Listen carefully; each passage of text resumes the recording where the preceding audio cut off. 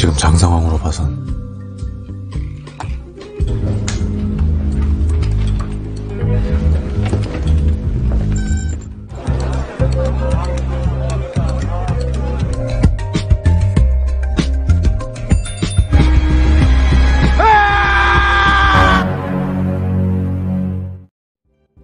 Yo, halo semuanya, selamat datang kembali di channel Jari Netizen.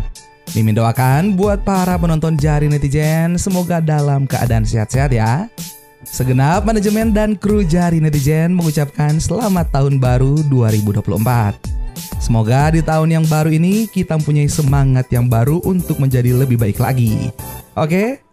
Dan tanpa berlama-lama lagi, langsung aja kita gaskan ke filmnya.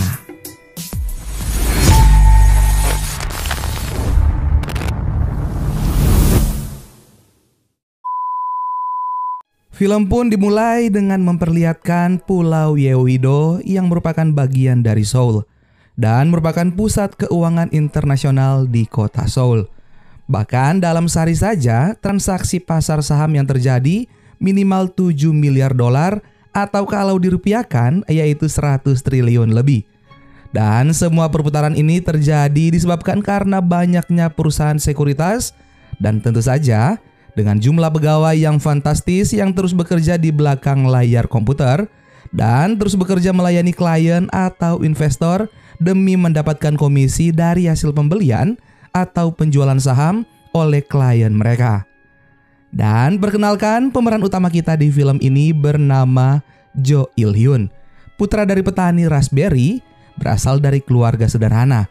Ia baru bekerja menjadi pialang saham atau biasa dikenal dengan perantara atau orang yang bekerja pada firma atau perusahaan sekuritas yang bertugas untuk melakukan transaksi di pasar saham atas nama seorang klien. Dengan bekerja menjadi pialang saham, Jo Il-hyun mempunyai cita-cita untuk menjadi orang kaya di Seoul. Saat ini Il-hyun diterima kerja di perusahaan sekuritas yaitu DM Securities. Dan ini adalah hari pertamanya masuk kerja. Il-hyun pun langsung bertemu dengan senior di perusahaan sekuritas itu yang kita sebut saja Kim. Saat jam menunjukkan pukul 9, bursa saham pun dimulai dan tentu saja semua pegawai di situ langsung disibukkan dengan telepon masuk dari para klien untuk membeli dan menjual saham. Tugas dari seorang pialang saham seperti yang Mimin jelaskan di awal, yaitu untuk membeli atau menjual saham sesuai perintah klien, dan setelah itu seorang pialang saham akan mendapatkan komisi dari pembelian atau penjualan saham yang mereka lakukan.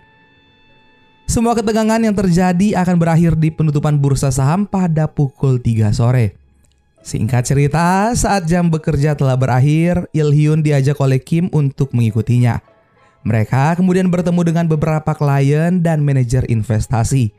Il-hyun pun mendapatkan pelajaran berharga, yaitu ucapan klien adalah uang, jadi harus benar-benar diingat. Il-hyun kemudian membeli alat perekam yang berfungsi juga menjadi korek api untuk bisa merekam percakapan para klien. Sebagai seorang pialang saham pemula, Il-hyun harus lebih giat dan bekerja keras lagi. Il-hyun bahkan membuat analisa biodata dari para klien-klien, mulai dari data diri sampai pada hal-hal yang disukai bahkan dibenci oleh klien. Di perusahaan Il-hyun bekerja, dia memiliki teman baik yang bernama Wosung, anak dari pemilik perusahaan tempat Il-hyun bekerja saat ini. Bahkan berkat Wosung, Il-hyun pun bisa bekerja di perusahaan DM Securities. Singkat cerita, setelah 10 bulan bekerja, akhirnya Il-hyun mendapat telepon pertama dari klien. Akan tetapi sayangnya kata-kata yang diucapkan sang klien membuat Il-hyun menjadi bingung. Bahkan ketika mendengar kembali hasil rekaman telepon dari klien, masih tetap membuat Il-hyun bingung apakah klien meminta untuk membeli atau menjual saham. Akhirnya setelah menganalisa status bursa saham saat ini, Il-hyun pun dengan berani mengklik beli saham. Il-hyun tentu saja merasa senang karena sudah berhasil menyelesaikan satu klien pertamanya setelah 10 bulan ia bekerja di situ. Tapi justru tak berselang lama sang klien kembali menelpon dan membentak Il-hyun karena dia bukan mau membeli tetapi justru ingin menjual saham.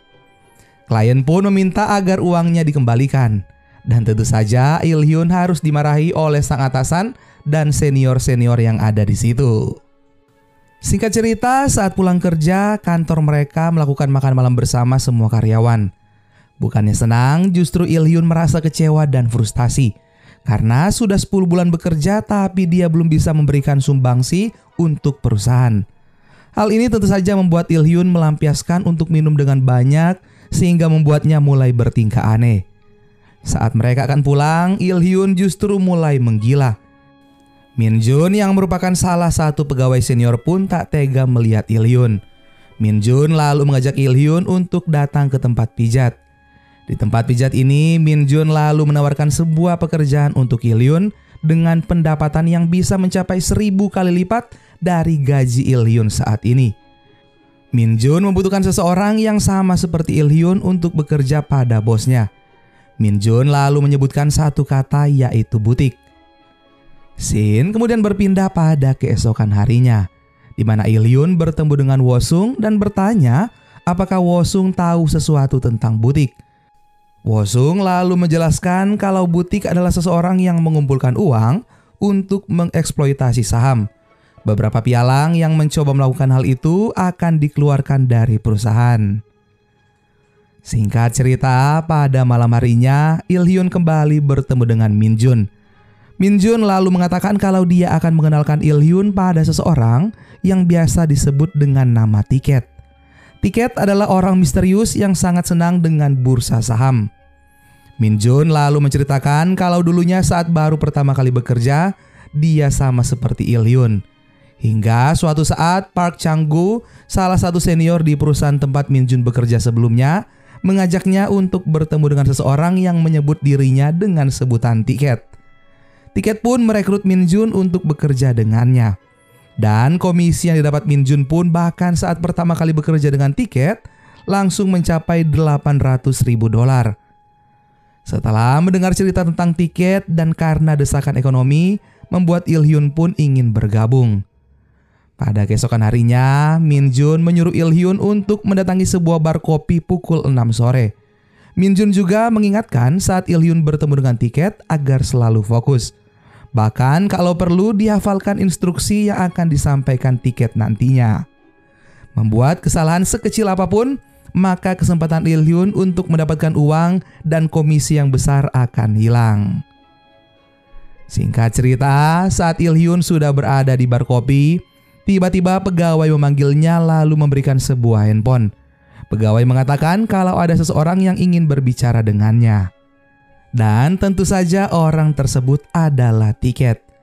Tiket pun memerintahkan Il-hyun untuk keluar dari bar shop itu dan pergi ke sebuah atap gedung apartemen yang telah ia tentukan. Akhirnya Il-hyun pun bertemu dengan Tiket. Saat bertemu, Tiket langsung berkata kalau pada esok hari Il-hyun akan mendapat telepon dari seorang klien. Klien akan menelpon sekali saja saat jam bursa saham dibuka. Jadi jangan sampai terlewatkan. Klien tersebut bernama Do Bong-soo dari Samil Asset. Tiket lalu menyerahkan sebuah handphone kepada Il-hyun, di mana klien akan menghubunginya lewat handphone tersebut. Transaksi akan dilakukan nanti yaitu senilai $50 juta untuk didepositkan dengan keuntungan $2 juta. Dan Il-hyun akan mendapatkan komisi sebesar $500.000, 250 kali lipat dari gaji Il-hyun saat ini. Tiket lalu mengatakan kalau kepercayaan adalah sesuatu yang penting baginya. Dan dia percaya pada Il-hyun untuk bisa melakukan apa yang sudah diperintahkan. Il-hyun juga diminta untuk merahasiakan bisnis ini kepada siapapun. Singkat cerita, pada keesokan harinya, Il-hyun sudah bersiap di depan komputernya untuk mengorder saham Samil Asset sebanyak 50 juta. Mansik, salah satu senior di situ, memarahi Il-hyun. Tapi tiba-tiba Min-jun menyela dan mengatakan kalau Il-hyun mendapatkan orderan butik dan orderan ini akan meningkatkan penjualan perusahaan. Sang bos yang mendengar pun bertanya pada Il-hyun. Il-hyun kemudian menjelaskan kalau seseorang bernama Do Bong-soo dari Samil Asset akan mendepositkan uang sebesar $50 juta. Tak berselang lama, Il-hyun pun mendapatkan telepon dari Do Bong-soo dan mengatakan semenit sebelum pasar bursa saham dibuka, maka akan muncul sprint sebesar 13.000. Berdasarkan info yang Mimin himpun, Sprint adalah selisih harga jual dan harga beli saham. Harga jual dan harga beli saham tersebut ditentukan oleh broker dan besar kecilnya Sprint dipengaruhi oleh persaingan di antara pelaku pasar. Normalnya, Sprint atau selisih harga ini biasanya maksimal 100 oleh broker.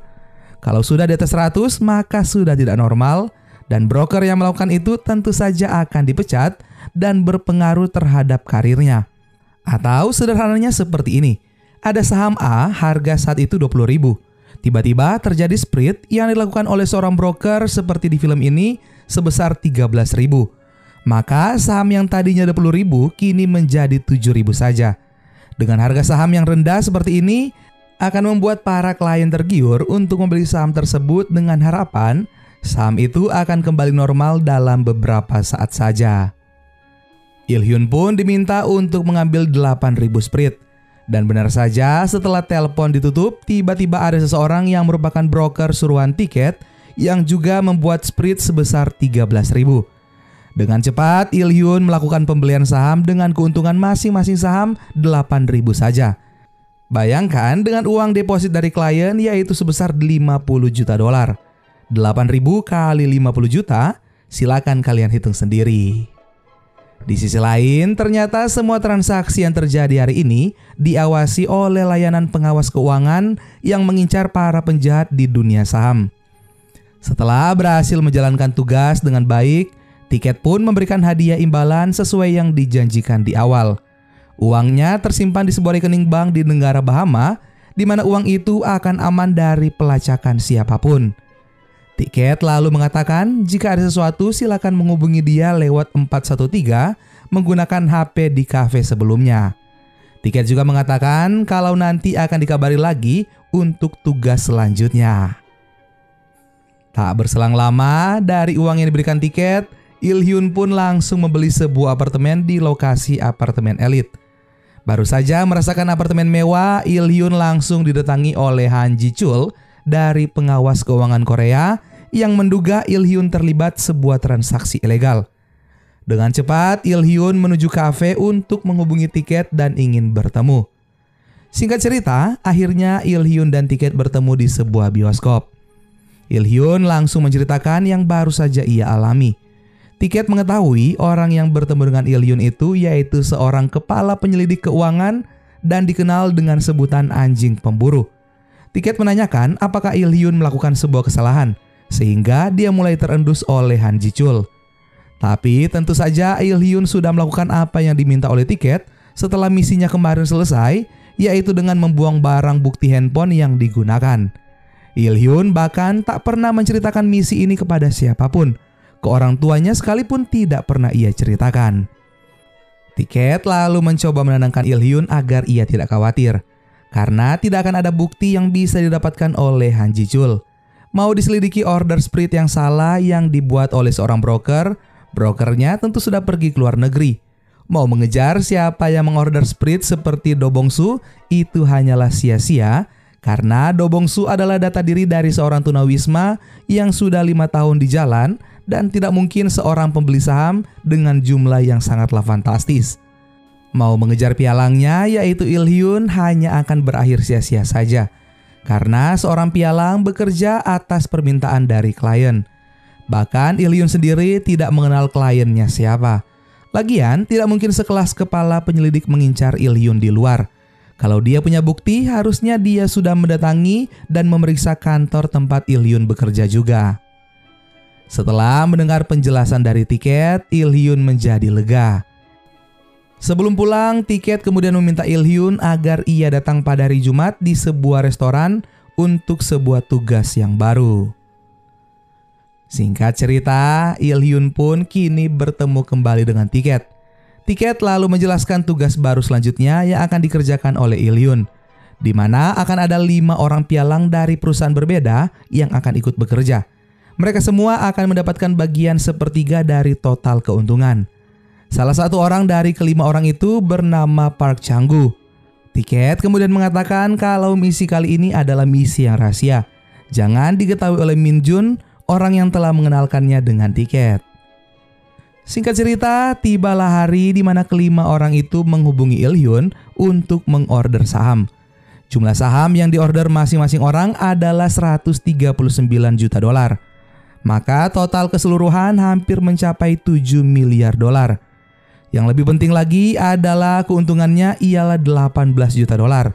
Dan bagian yang akan didapatkan oleh Il-hyun ialah 1,2 juta dolar. Tak hanya mendapatkan keuntungan dari tiket, Il-hyun juga mendapatkan komisi dari hasil order kliennya. Karena tugas ini pun membuat Il-hyun dan Min-jun saling tidak tegur lagi.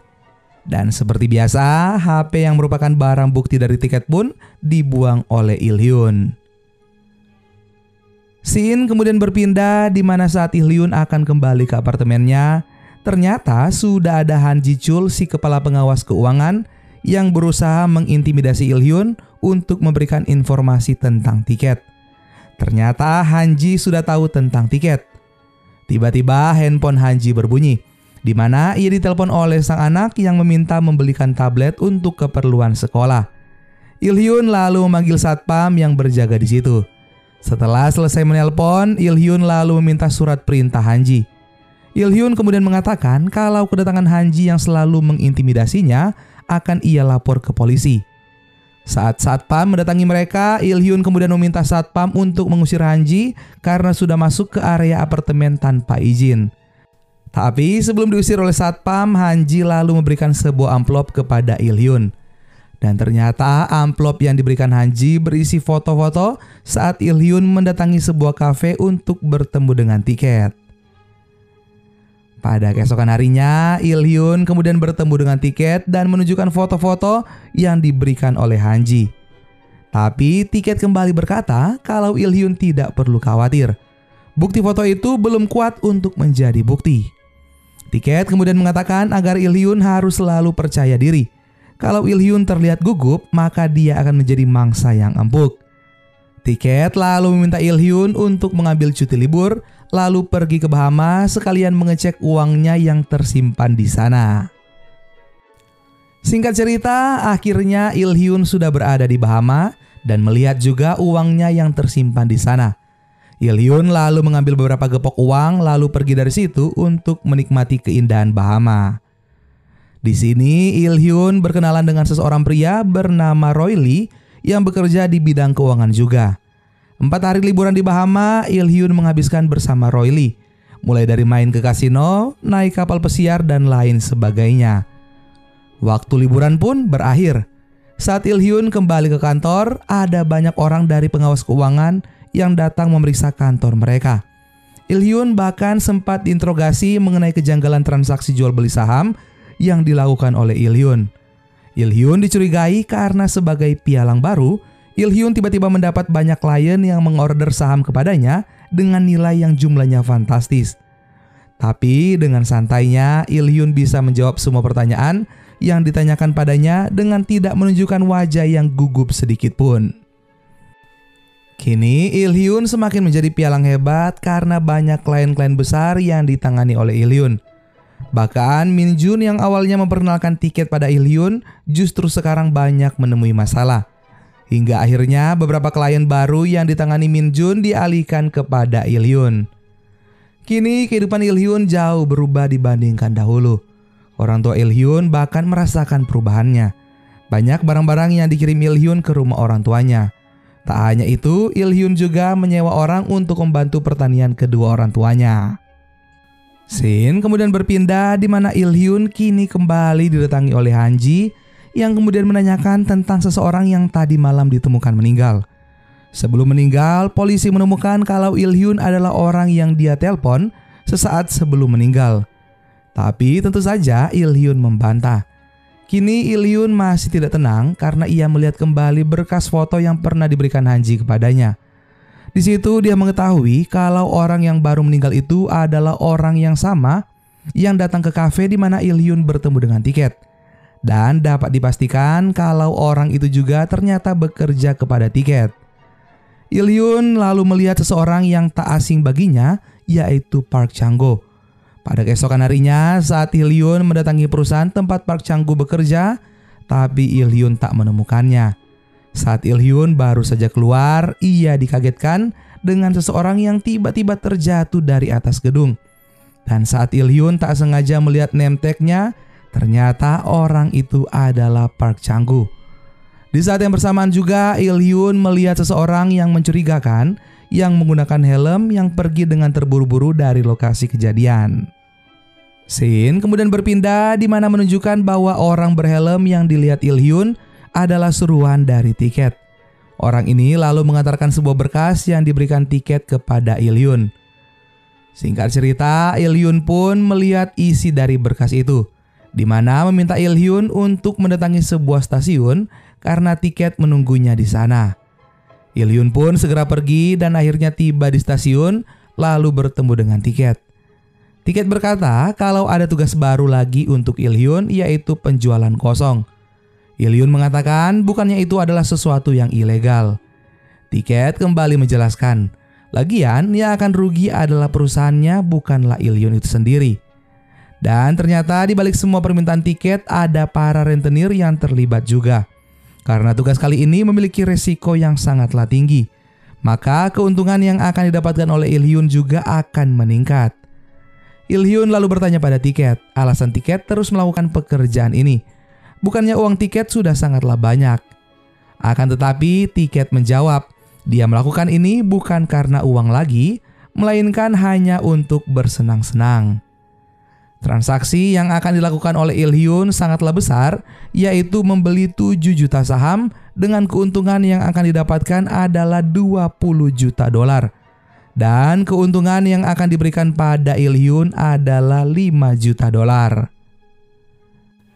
Scene pun berpindah di mana Il-hyun mendapatkan sebuah panggilan telepon, lalu memintanya mengorder saham Signaltech sebanyak 70.000.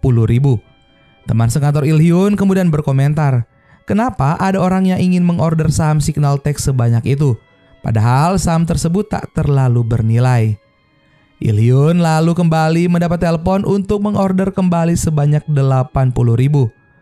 Ternyata kenapa tiba-tiba membeli saham Signaltech dikarenakan perusahaan tersebut dalam keadaan terpuruk, sehingga harganya pun menjadi turun drastis di pasar saham. Di saat Il-hyun yang tiba-tiba dipanggil oleh atasan, ternyata Park Si-eun telah bekerja sama dengan Han-ji untuk mengcopy semua data transaksi yang dilakukan oleh Il-hyun selama ini. Perlu diketahui, Park Si-eun adalah teman sekantor dari Il-hyun. Scene kembali berpindah di mana Il-hyun yang kembali terus mengorder saham Signaltech hingga mencapai 7 juta saham dan akhirnya mendapatkan keuntungan sebesar 20 juta dolar. Setelah berhasil melakukan pembelian 7 juta saham Signaltech, Il-hyun kembali ditelepon oleh klien yang mengorder saham tersebut. Klien mencoba membujuk Il-hyun untuk bekerja sama dengan dia agar keuntungan pembelian saham Signaltech hanya dibagi dua antara sang klien dengan Il-hyun saja. Il-hyun pun menjadi bingung. Akan tetapi sang klien terus mendesak Il-hyun. Dan tanpa disangka sang klien tiba-tiba memanggil nama Il-hyun. Il-hyun sontak bertanya kepada sang klien, bagaimana dia bisa mengetahui nama Il-hyun. Padahal pihak yang terlibat antara klien dan pialang saham tidak saling kenal. Ternyata klien yang mengorder saham Signaltech pada Il-hyun adalah Han-ji.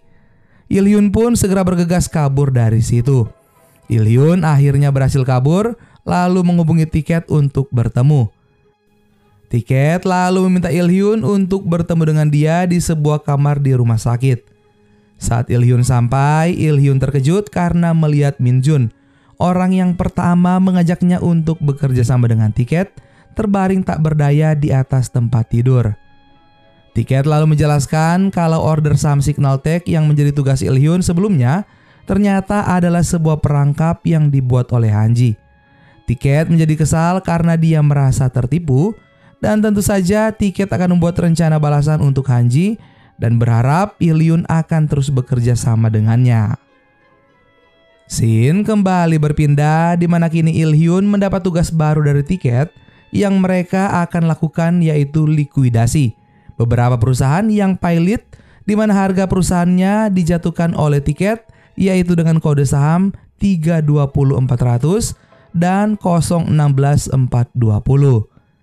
Saat mendengar kode saham 016420, Il-hyun langsung mengingat kalau itu adalah Wosung International, perusahaan milik dari sahabat Il-hyun yaitu Wosung. Singkat cerita, Il-hyun pun tiba di kantornya. Terlihat ada banyak orang dari kejaksaan yang mengangkut dokumen-dokumen di perusahaan mereka.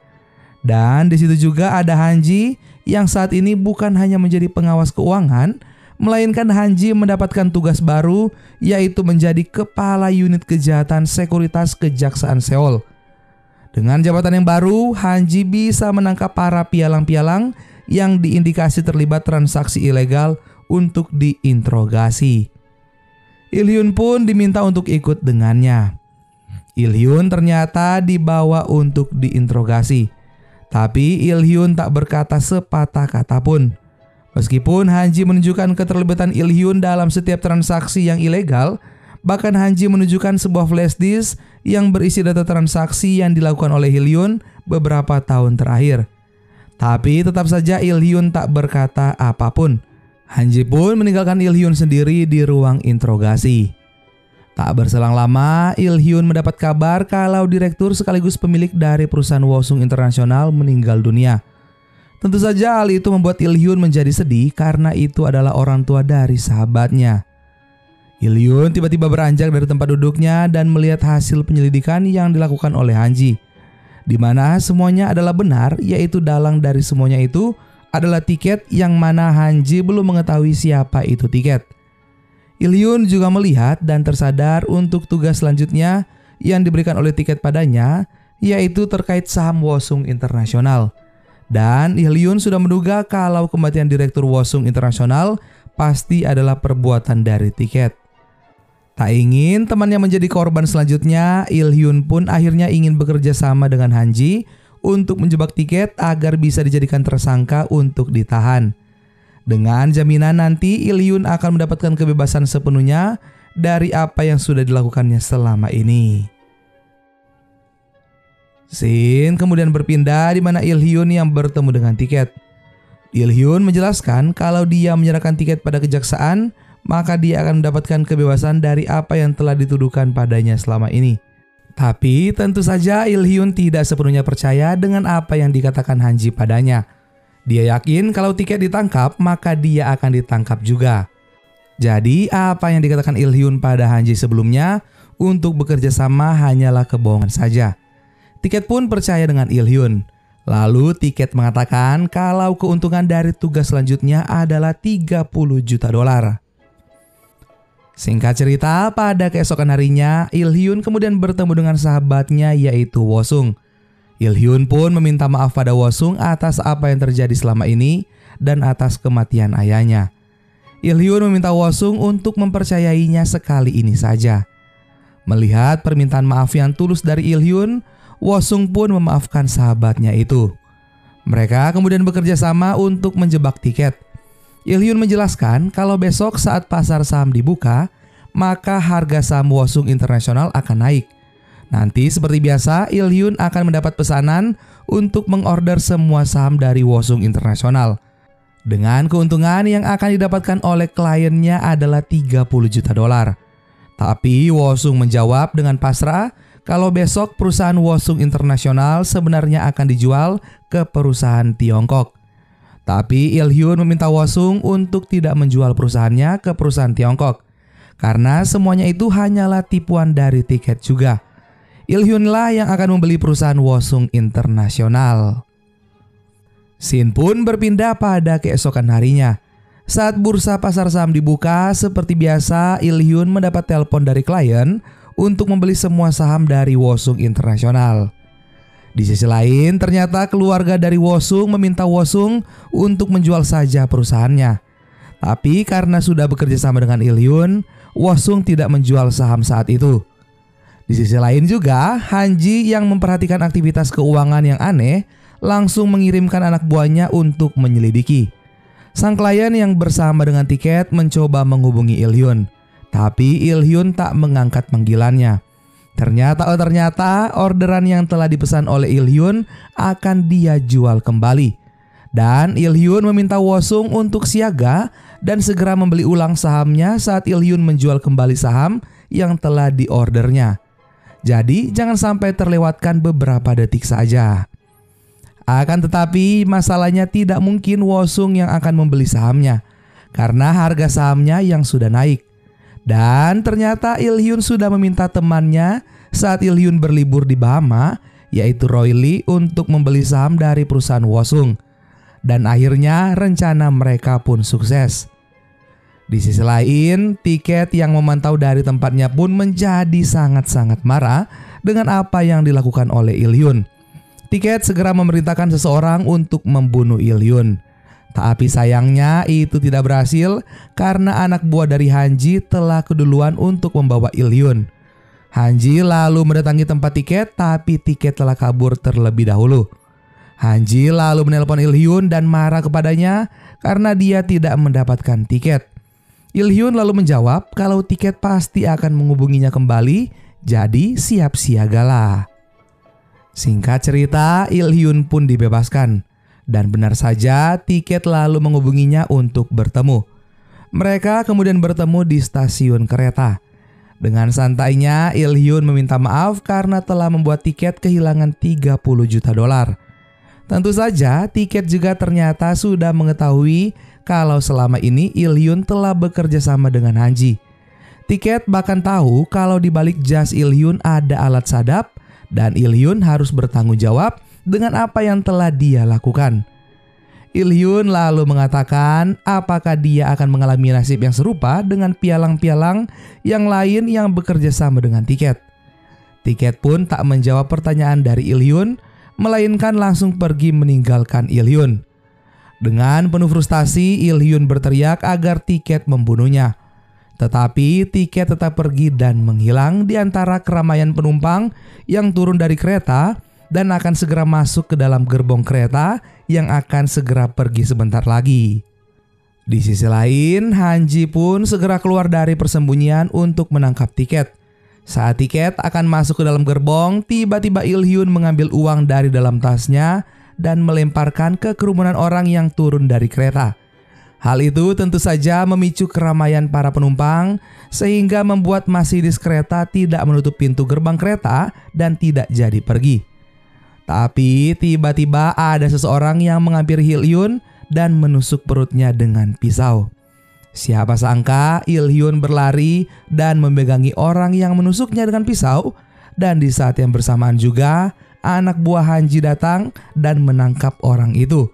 Tak terkecuali dengan Tiket yang di saat bersamaan akan memasuki gerbong kereta yang langsung dihadang oleh Han-ji lalu menangkapnya. Tapi Tiket mengatakan kalau Han-ji tak akan bisa menangkapnya karena ia tidak ada bukti yang kuat. Han-ji pun terdiam, tapi siapa sangka tiba-tiba terdengar sebuah rekaman suara yang diputar oleh Il-hyun. Rekaman suara itu adalah rekaman pembicaraan Il-hyun dengan Tiket saat misi pertama yang diberikan oleh Tiket kepada Il-hyun. Tak hanya itu saja, semua rekaman pembicaraannya dengan Tiket selama ini tersimpan di dalam alat itu. Siapa sangka itu adalah perekam suara yang dibeli oleh Il-hyun saat ia pertama kali diterima kerja menjadi seorang pialang. Alat itu selalu digunakan Il-hyun untuk merekam pembicaraan dengan klien, untuk Il-hyun putar kembali agar Il-hyun tidak terlewatkan semua permintaan dari kliennya. Semua rekaman di situ tersusun sesuai tanggal, jadi akan sangat cocok dengan transaksi yang diminta Tiket selama ini.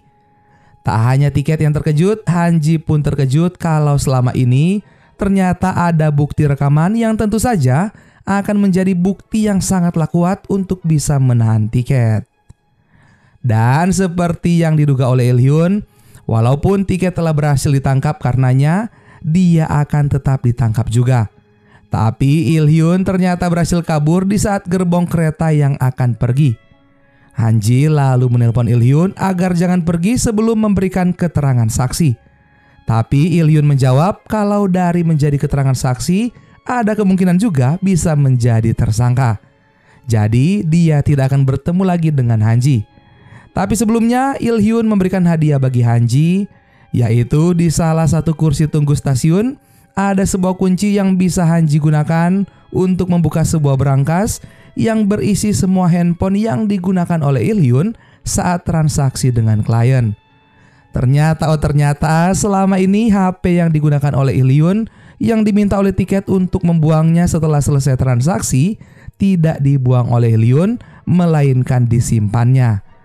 Tak hanya HP, Il-hyun juga membelikan 2 buah iPad untuk hadiah bagi anak Hanji. Karena saat pertemuan awal mereka, Il-hyun mengetahui kalau anak Hanji membutuhkan tablet untuk digunakan saat bersekolah. Dan film Money pun selesai. Gimana guys film kita kali ini? Silahkan kalian komen di bawah. Pesan moral dari film ini adalah jangan menghalalkan berbagai cara untuk bisa menjadikan hidupmu kaya raya. Akan tetapi bekerjalah dengan pekerjaan yang halal untuk bisa menghidupi dirimu dan keluargamu. Uang yang banyak sekalipun tidak bisa membuatmu menjadi bahagia. Tapi walaupun hanya uang yang sedikit ada pada kalian, kalau itu dibarengi dengan rasa syukur, maka itu suatu kebahagiaan. Oke semuanya, sampai di sini alur film kita kali ini. Sampai bertemu kembali di alur-alur film yang seru selanjutnya. Dadah.